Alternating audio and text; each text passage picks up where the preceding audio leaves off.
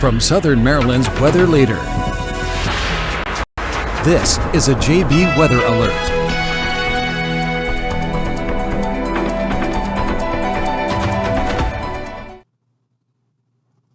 And good afternoon, everyone. I'm Forecaster John Bordash back with you here, continuing to track dangerous storms moving into the region. Right now, we have several different severe thunderstorm warnings we have across the area, so we're going to kind of touch on all of them. I guess kind of by order of importance. I really want to focus on this line here, moving into parts of Anne Arundel County. This is producing crazy amounts of lightning. We're estimating up near between 200 and 300 strikes of lightning with this line as it continues to push towards the east. So this is going to be a severe thunderstorm warning here that's going to go into effect until 6:45 for all of these orange shaded areas. This is going to be central Anne Arundel County and northeastern portions of Prince George's County. At 6:01, severe thunderstorms are located along a line extending from near Odenton to around Upper Marlboro, moving east at only 15 miles an hour. So these are slow-moving storms. Damaging winds will cause some trees and large branches to fall. This is estimated at 60-mile-an-hour winds and quarter-size hail.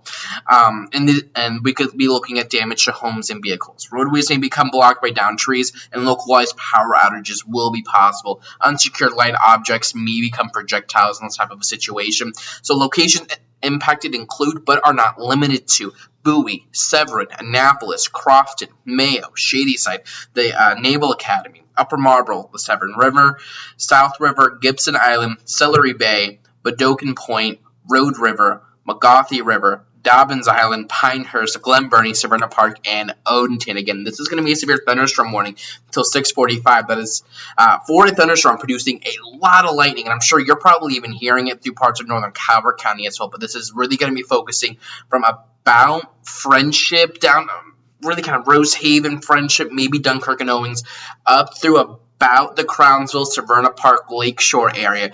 And you're definitely going to want to let anyone that has any interest up along our waterways, really kind of off the coast of Anne Arundel County and parts of the Middle Bay, know that this thunderstorm is going to be moving through in about the next hour or so. We'll come back to the storm, though, in just a second. We do have another severe thunderstorm warning. This is for parts of Charles and Prince George's County. This also goes until 6:45. At 5:54, severe thunderstorms were located along the line extending from near American University to Linokia and Lincolnia, I think is the way you pronounce that, and moving east at about 20 miles an hour. The main hazards with this are going to be 60-mile-an-hour wind gusts, quarter-size hail, frequent lightning, and flooding rain. If we take a look at some of the towns kind of impacted by this locally, because we're going to get a lot of Virginia towns if I read that warning text. We're talking Nanjemoy, welcome on over towards Port Tobacco here, Pittsburgh, Pomfret, on over towards Indian Head, Bentonville, up here near Akakeet, Bryan's Road, Piscataway. We're getting near Fort Washington as well, Friendly, Clinton, Camp Springs, really from about 301 points west under this severe thunderstorm warning, and it's actually going to be the southern part of this line that's really starting to kind of ramp up here with lightning strikes here. So Nanjemoy down here towards Welcome, Fairview Beach, and parts of Virginia, parts of King George County. Be aware this is going to be moving through with gusty winds and plenty of lightning as well. These are slow moving storms, so it's going to be kind of hard to tell if this line will hold together as it pushes eastward and bring our core coverage area, Southern Calvert County, parts of St. Mary's County, any rain. We'll have to wait and see about that. If it does, probably wouldn't be for another hour or two, but we do have scattered thunderstorms. We have another thunderstorm down here, getting ready to move into parts of Westmoreland County here, just at the index near Port Royal. That'll be moving just north of Montrose here over the next little bit, and might try to move into parts of St. Mary's County as well. Coming back up here to this storm, I want to see if I can't just get a storm track loaded on it, and I won't be able to because we know how that goes. So what I will do while we let this program kind of reboot, get itself together, I'm going to come over here. We're come to this radar while this one reboots. You can see where this thunderstorm really is located here, from Crownsville, really down here near Harwood, Mount Zion, Bristol, Dunkirk, getting into Tracy's Landing, all of these different areas here. Now, I'm not only seeing heavy rain, and I'm sure it is heavy rain, but plenty of wind, lightning, and a little bit of hail as well with this storm. And these thunderstorms, I don't want to underscore this, they're producing flooding rains, and we could be looking at instances of flash flooding across the region throughout the evening. These thunderstorms are only moving between 10 and 20 miles an hour, causing major issues here on our area roadways as we head on over towards the evening rush hour. What I want to do is come back over here to our main radar. Let this kind of load up. There it is. And while I show you this, I do also want to bring up our traffic cameras across the region, see if we can't get some of this action here on camera. But let's take a look at this thunderstorm. We noted that it was moving east at about 15 miles an hour. So let's get a storm track loaded up on this. Granted, there isn't too much room left for it to go before it hits the bay, but we really want to take kind of the core of this storm. We're going to be pushing it to the east about 15 miles an hour. So this will be moving right into Tracy's Landing. I mean, it's saying 6:13, but really right around now, moving into Annapolis here in about the next 10 to 15 minutes, Shady Side in about the same amount of time, eventually crossing the bay and getting on over towards Stevensonville there, closer to 7. And we're noting lots of lightning with this storm as it moves through Mitchellville there, really coming closer into Edgewater now. So any interest here, Davidsonville, just north of Harwood, this is going to be really the core of this storm as it continues to press here to the east. I'm going to see if I can't get a couple of traffic cameras loaded up on this storm, see if we can't get a good look at it. And I want to see if any of these are, I guess this could be a decent vantage point. Let me come over here, and I want to see if I can't just bring this up. So that would be me. That's not what I want. So we're going to come back over here. I think the way I had this set up actually was the other way around. So let me bring us over here, play this back, and now we're going to come back over here, and that would do it. So this is taking a look at I-97 and I-78. Not the best vantage point, but you can see the dark skies here. Traffic definitely a little slowed with this storm as it continues to push through. And that camera is right there near the Davidsonville area. So we're able to see some of that heavy rain really beginning to push on in. And we will really note that here as we continue on with this storm as it continues to push here to the east. So do stay weather aware, especially on over here towards the Edgewater area. You're going to see some pretty nasty storms move through here over the next little bit. And if we just take one more quick vantage point here at some of these storms, using a different camera now, this is going to be I-97 north of Maryland, Maryland 32. Let's come back over here. You can see again the heavy rain really causing some ponding on the roadways, and I'm sure as this thunderstorm continues to move on through, we'll be dealing with a couple of different areas of flooding with these storms. So we will continue to watch. We will continue to watch these storms as they continue to push on through. Let's bring it back over here to radar, though. Let me bring up my screen and let me take a look at some of your comments as these start to come in.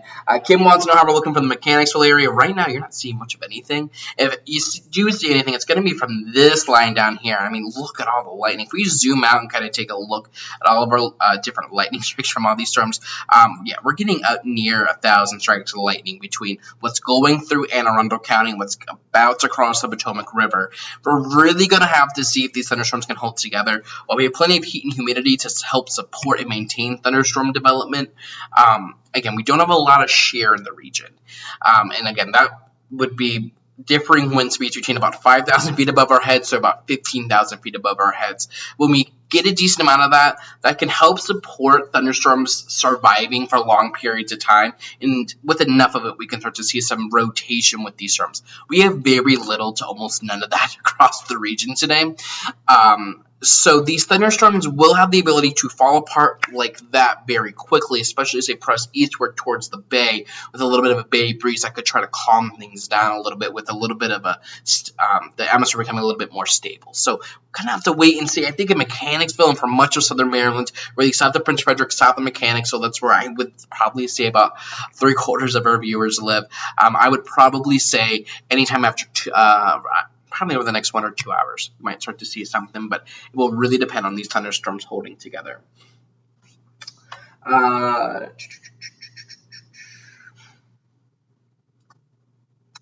See, people still making their way to Little Italy and Annapolis. Oh, that's great. Shayla's saying it's sitting up in Marlborough right now. Mary's saying, yeah, getting some thunder and lightning down here towards Colonial Beach. Yeah, down here in parts of Westmoreland County. Fathom index here right up along Route 3, producing a decent amount of lightning here and heavy rain as these storms continue to push out here towards the east. We don't currently have any severe weather warnings in effect for Westmoreland County. Granted, as the main activity pushes eastward, I'm sure we'll probably see something out here for parts of the northern neck, parts here of probably Westmoreland County, Richmond County, potentially getting in on some of this. And we will eventually, I think, see all of this move to the east, but it'll be really dependent on these thunderstorms holding together. But we have nasty storms again. These really are not moving at all as they continue to press here to the east. If we take a look at some of the rain that's fallen with these storms, and I just quickly want to turn off our lightning tracker to kind of declutter things a little bit. Crofton getting up near half an inch of rain as we come down here. I mean, we're talking about rain totals at near an inch out here in parts of PG County, just north of Lower Marlborough, just north of Dunkirk. Radars estimating between 1 to 2 inches of rain fell with this storm as it moved through parts of Rosaryville, getting on over towards Bristol, just north of Bade, north of Dunkirk. And we're going to watch that heavy rain start to move on over here towards the Bayside locations. And with the latest radar update, you can see that continues to move further to the east. And with these thunderstorms back out here to the west, producing lots of rain as well. So stay weather aware as these storms continue to push on in. I think we're going to have a very busy, well, not very busy, but we will have a busy evening. But I will be here in the Weather Center to continue to track everything and keep all of you one step ahead of these storms as they try to push into the region. But in the meantime, I'm Forecaster John Bordash. Thank you for joining me right now. You can always get our updates on Facebook, Twitter, or on the website, and you'll always be able to get updates over there. So have a nice and safe one, and keep it tuned here to JB Weather. Any new weather warnings coming, I'll be back with you live to continue to track everything. Check the forecast anytime online at jbweather.net.